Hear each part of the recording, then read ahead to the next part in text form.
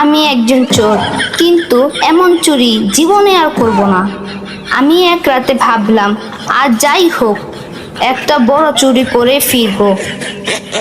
চুপি চুপি একটা বাড়িতে ঢুকলাম।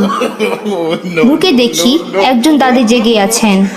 আমি ফিস ফিস করে বললাম, চুপ, কোনো আওয়াজ করলেই কিন্তু শেষ করে দেব। দাদি একদম শান্ত গলায় বললেন, বাবা আগে ফ্যানটা চালিয়ে দাও, গরমেই মরে যাচ্ছি। আমি মনে মনে ভাবলাম, আচ্ছা ফ্যানই তো, চালিয়ে দেই। ফ্যান চালিয়ে দিলাম। তারপর দাদি বললেন, এবার ফ্রিজ থেকে এক গ্লাস ঠান্ডা পানি এনে দাও। আমি পানিটাও এনে দিলাম।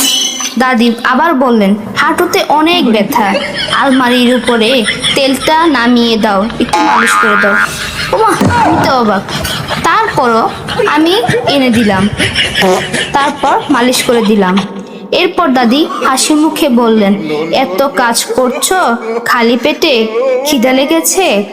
রান্নাঘরে ভাত গোস্ত আছে, খেয়ে নাও। আমি ভাবলাম, বাহ, এমন বাড়িতে প্রতিদিন চুরি করতে আসা যায়। আমি আবার আরাম করে খেতে বসেছি। এমন সময় বাহিরে পুলিশের সাইরেন বাজছে। আমি ভয়ে বললাম, দাদি পুলিশ এনেছেন কেন? দাদি হেসে বলল, তোমাকে ধরতে।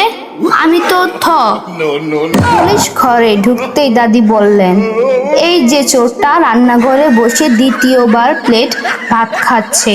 আমি মাথা নিচু করে বললাম, স্যার আমি চুরি করতে এসে কিন্তু এখন দেখছি চাকরির ইন্টারভিউ দিয়ে ফেলছি। ফ্যান চালিয়েছি, পানি এনেছি, মালিশ করেছি, শেষে আবার নিজের হাত দিয়ে খেতে বসে ধরা পড়েছি। পুলিশও হেসে ফেলল। আর দাদি বললেন, বাবা চুরি করা ছেড়ে দাও, তোমাকে দিয়ে কাজ করানোই বেশি লাভ। এর মানে কি বুঝলেন? চুরি করা আমার দ্বারা আর হবে না।